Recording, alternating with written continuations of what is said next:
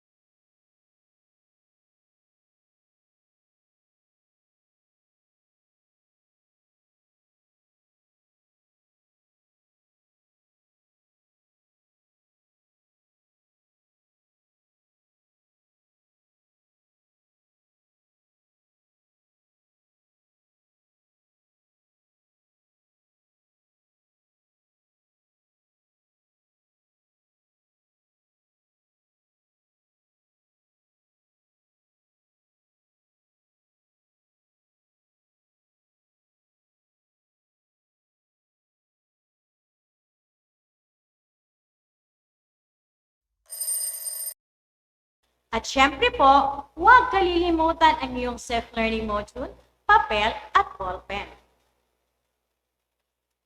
At munting paalala po, maging magalang sa pagkomento sa comment box at iwasan ang komento na walang kaugnayan sa aralin.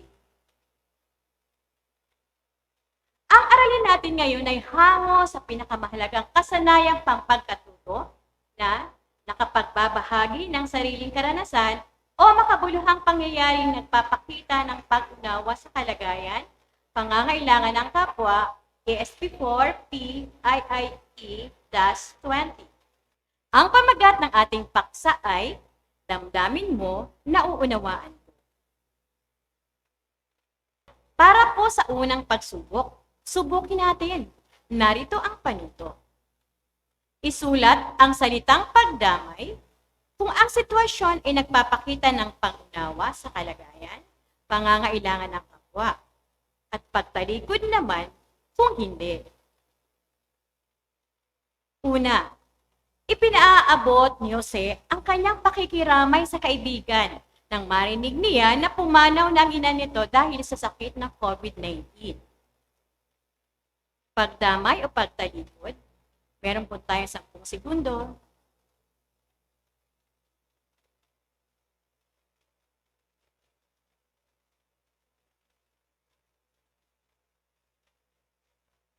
At ang tamang sagot ay pagdamay. Pangalawa, ipinagbibili na lamang ni Dayan sa kanyang pinsan ang cellphone na hindi na niya ginagamit. Kahit alam niya na hirap na mga ito sa buhay. Pagdamay po ba o pagtalikod?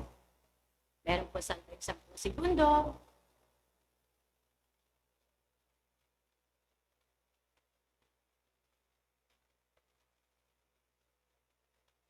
At ang tamang sagot ay pagtalikod. Pangatlo, agad na ipinatambak ni Luis ang mga lumang gamit at laruan niya sa kanilang bodega nang sabihin ng nanay niya na ipamigay na lamang ito sa mga batang lansangan. Pagdamay po ba o pagtalikod?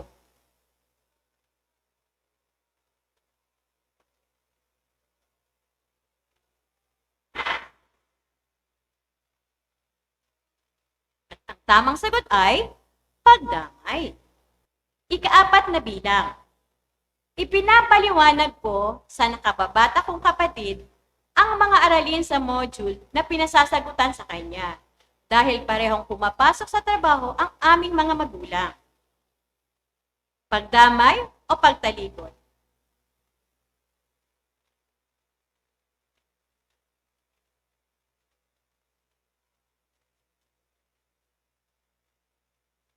At ang tamang sagot ay pagdamay. Panglima, may ubo at sipon si Robert at masama na rin ang kanyang pakiramdam. Subalit patuloy pa rin siya sa paglabas-labas ng kanilang bahay.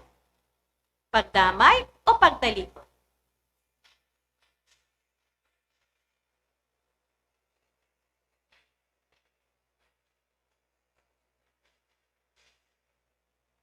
At ang tamang sagot ay pagtalikod.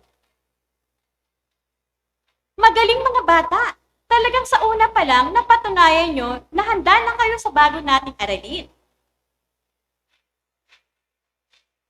Pansinin po natin ang mga nasa larawan. Ano po ba ang napapansin nyo sa mga larawan? Opo, ang mga bata ay masaya o sila ay masayahing bata. Ngunit meron din po bang pagkakataon na itong masasayang bata ay nagiging malungkot din? Naranasan nyo na rin po ba yun?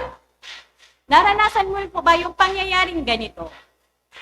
At dahil dyan, meron tayong babasahin kwento. Ang pamagat ng ating kwento ay Ang Batang si Ervin. Ngunit bago tayo mag-umpisa, ano po ba ang kailangan nating tandaan bago tayo mag-umpisang magbasa? Tama! Kailangan po, iintindihin nating mabuti o unawain nating mabuti ang ating kwento. Handa na po ba? Ang Batang si Ervin. Isang masayahin at bibong bata si Ervin. Lagi rin siyang nangunguna sa kanilang klase. Siya rin ang napiling pinakamahusay na mag-aaral sa 3 baitang noong nakaraang taon. Ngunit ngayong taon na to ay napansin ng kanyang mga guro sa 4 na baitang ang malaking pagbabago kay Ervin. Ang dating masayahin at bibong bata ay tahimik na lamang na nakaupo sa kanyang upuan at nakikinig sa itinuturo ng kanyang guro. Bihira na rin siyang makilahok sa mga talakayan, hindi na rin siya nakikisalamuha at nakikipagkwentuhan sa kanyang mga kaklase sa oras ng recess. Dahil sa ipinakitang pagbabago, ay agad na pinatawag at kinausap ni Ginang Evangelista ang mga magulang ni Ervin. Kaya nalaman ni Ginang Evangelista na ang ina pala ni Ervin ay pumanaw na noong panahon ng COVID. Hindi man COVID ikinamatay ng ina ni Ervin, ay naging biktima rin ito ng COVID. Dahil lamang sa pagkain ng bagoong alamang na naging sanhi ng allergy, hindi agad ito na ipagamot dahil nga sa takot na lumabas ng bahay. Hanggang sa lumala na ang sakit nito at nauwi na nga sa pagkamatay ng kanyang ina. Ang higit pa na nakadagdag ng sakit dulot ng pagkawala ng kanyang ina ay ang mga chismis na ipinagkakalat ng kanilang mga kapitbahay na nagpositibo daw sa COVID ang kanyang ina. Kinausap ng masinsinan ni Ginang Evangelista si Ervin at sinabi, ganyan talaga ang buhay. Ang lahat ng tao ay pahiram lamang sa mundo. Nauna lamang ang kanyang ina. Magpasalamat na lamang si Ervin dahil nandyan pa at buhay pa naman ang kanyang ama na mag-aalaga at magtataguyod sa kanya. Sinabi rin ni Ginang Evangelista kay Ervin na magpasalamat na lang na kahit iilang taon lamang ay naranasan at naramdaman niya ang pagmamahal at pag-aalaga ng kanyang mahal na ina. May mga bata nga na hindi na nila nakita o nakilala man lang ang kanilang magulang. Sinabi rin niya na huwag na lamang pansinin ang anumang mga maling chismis ng kanilang mga kapitbahay dahil ang lahat ng mga ito ay hindi naman totoo. Diyan po nagtatapos ang ating kwento. Naiintindihan niyo po ba? At para lalong maintindihan ang ating kwento, meron po tayong sasaguting mga tanong.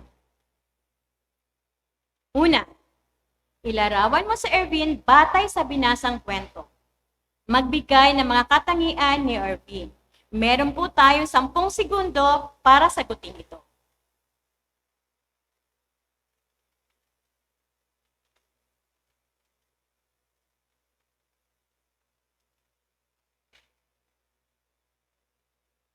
Kung ang sagot nyo ay si Ervin ay masayahin at bibong bata at noong nakaraang taon, lagi rin siyang nangunguna at pinakamahusay kanyang klase, kayo po ay tama.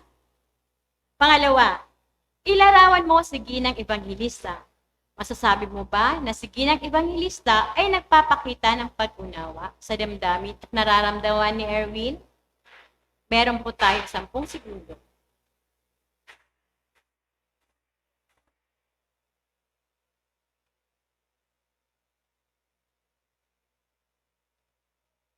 Kung ang sagot nyo ay, si Ginang Evangelista ay maunawing tao.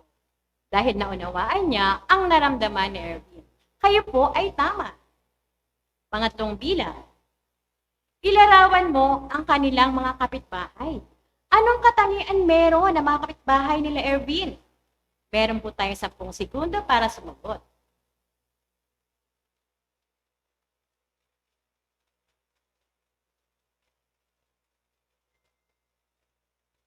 Kung ang sagot nyo ay, ang mga kapitbahay ni Ervin ay chismosa dahil nagkakalat sila ng balita na ikinamatay daw ng nanay ni Ervin ay COVID na hindi naman totoo. Kayo po ay tama. Pang-apat, ikaw bilang mag-aaral, paano mo maipapakita ang pag-unawa sa damdamin at nararamdaman ng iyong kapwa-bata na nakakaramdam ng matinding kalungkutan o pighati ng dahil sa pagkawala ng mga mahal nila sa buhay? Meron po kayong 10 segundo para sagutin.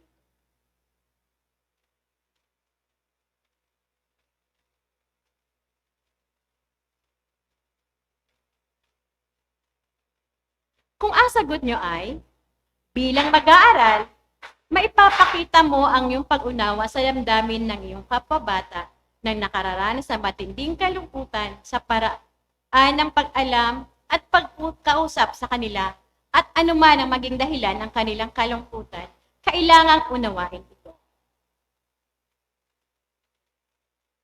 Good job! At pinatunayan nyo na talagang naunawaan nyo ang kwento. At para naman sa pagsubok ulit, pagyamanan natin ang ating nalalaman sa pamamagitan ng pagsagot ng mga sumusunod na pahayag. Narito ang panuto. Lagyan ng check kung ito ay naranasan mo nang gawin at X kung hindi pa. Una, tahimik na nag-aalay ng panalangin sa kaibigang may sakit. Check or X. Meron po tayong 10 segundo.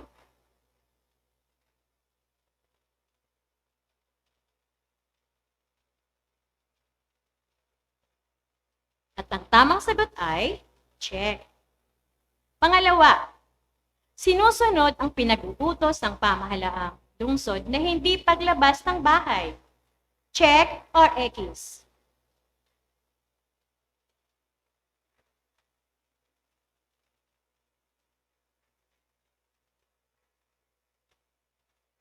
Ang tamang sagot ay check. Pangatlo, nagbibigay ng mga lumang damit na hindi na maaaring maisuot sa mga naging biktima ng kalamidad. Check or X.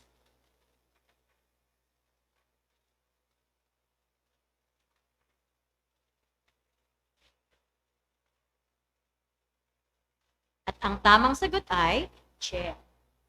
Pang-apat, sumusunod sa healthy protocols na pinatutupad ng pamahalaan tulad ng pagsusuot ng face mask at face shield sa tuwing lalabas ng bahay. Check or X.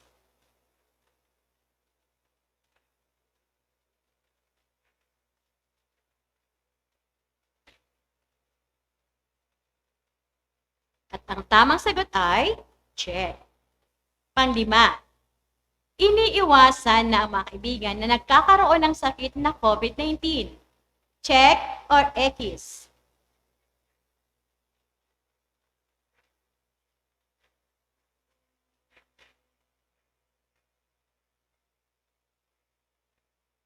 At ang tamang sagot ay X.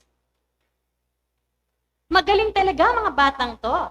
At para sa susunod, kailangan tandaan po na ang bawat bata ay maaaring magkaroon ng oras na siya ay masayang-masaya. Ngunit may mga panahon din na siya ay malungkot dahil sa problema. Sa ganitong pagkakataon, kakailanganin niya ang taong pwedeng dumamay sa kanya. Dahil bawat tao ay gumagalaw sa isang komunidad, marapat na siya ay makipag-ugnayan o makibahagi sa ibang tao. Sa kanyang pakikibahagi, natutuhanan niya ang pagdamay at pag-unawa sa damdamin ng iba. Hanggang sa maipamalas niya ang paglalagay ng kanyang sarili sa kinalalagyan ng ibang tao. Sa parang ito ay nakatutulong na siya. Maaring material na bagay ang tulong na maibahagi, ngunit hindi laging ito ang kailangan ng iba. May mga panahon na kailangan ng isang kaibigan na makinig sa payo. Minsan naman, kasama sa isang tagumpay ang kailangan ng tao. Sa lahat ng pagkakataon, kailangan lang maging sensitibo sa damdamin at pangangailangan ng kapwa. Dito ang pinakamabuting paraan upang maipadama natin ang pagmamahal at pag-unawa na kinakailangan ng ating kapwa na walang anumang hinihintay na kapalit. At para po sa isagawa, isulat ang tama kung wasto ang pahayag at mali kung hindi wasto. Una, ang pagdamay sa kapwa ay isang gawaing pinalulugdan ng Diyos. Tama o mali?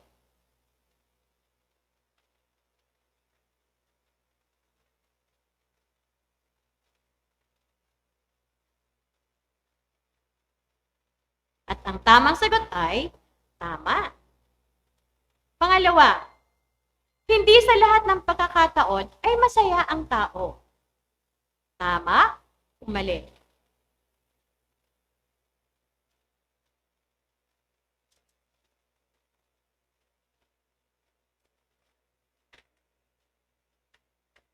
Ang tamang sagot ay tama. Pangatlo, salapi o pera ang tanging solusyon sa lahat ng suliranin at nakakapagsaya sa kapwa. Tama o mali?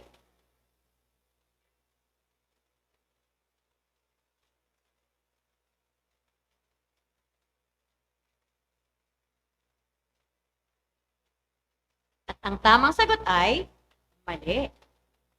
Pang-apat, kailangan maging sensitibo sa damdamin at pangangailangan ng kapwa.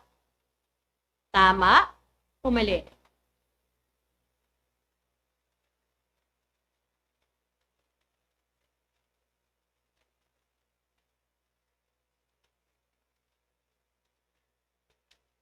At ang tamang sagot ay tama.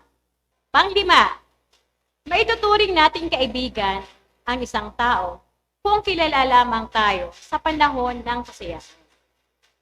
Tama o mali?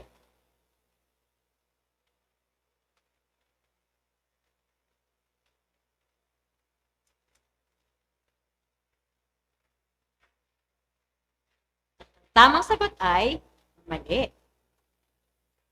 Magaling talaga at nasagutan nyo lahat ng pagsubok.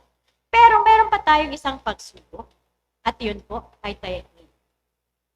Pag-aralang mabuti ang tanong o sitwasyon, pagkatapos ay isulat ang letra ng tamang sagot na nagpapakita ng tamang pag-unawa sa kapwa. Una,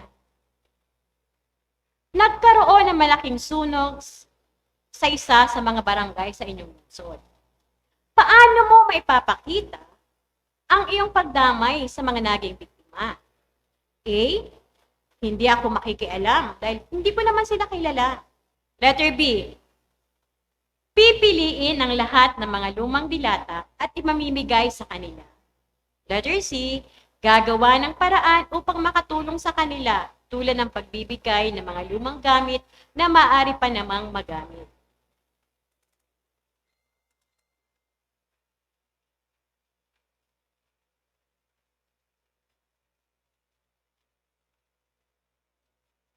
At ang, at ang tamang sagot ay letter C. Pangalawa, narinig mo na pinag-uusapan ng mga kapitbahay nyo na ang naging sanhi ng pagkamatay ng iyong kaibigan ay COVID-19. Ano ang iyong gagawin? A. Iiwasan at lalayaan ko na lamang siya. B. Ipapaabot ko ang aking pakikiramay sa kanya sa pamamagitan ng pagpapadala ng mensahe o sulat. At letter C. Ipagkakalat ko din sa lahat ng aming mga kaibigan at kaklase para layuan na siya.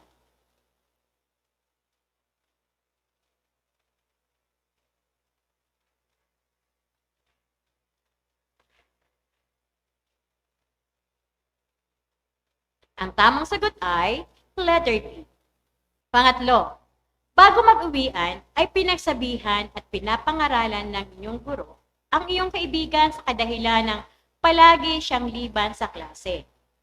A. Isusumbong ko agad ang guro sa nanay ng kaibigan ko. B. Ipapaalam ko sa punong guro ang ginawa ng aming guro. At C. Papayuhan ko ang aking kaibigan na kabutihan lamang niya ang nais ng aming guro. Ano po ang tamang sagot?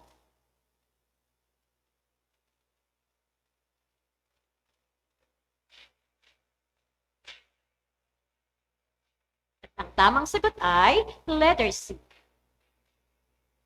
Pang-apat, may batang marumi at namumulot ng basura sa kalsada. Napalapit sa iyo. A. Itataboy ko siya, baka mahawa ako sa kanyang sakit. B. Ipagbibigay alam ko agad sa pulis. At C. Aabutan ko siya ng tulong at pagkain. Ano po kaya ang tamang sagot?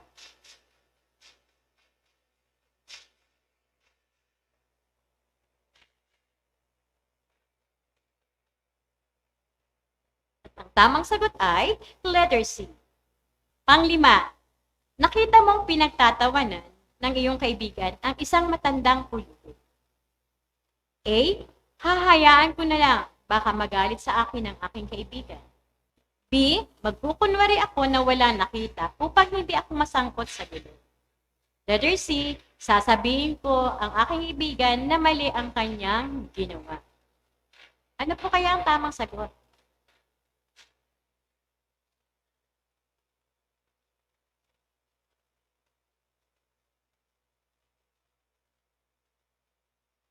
At ang tamang sagot ay letter C. Magaling! Napatunayan nyo na may natutunan tayo sa ating aralin. At dahil dyan, ano nga po ulit ang ugaling dapat nating taglayin? Tama! Maunawain ang dapat nating taglayin. Maraming salamat po hanggang sa muli. Ito po ulit si Teacher Imelda de la Cruz ng Roberto de Jesus Elementary School. Paalam!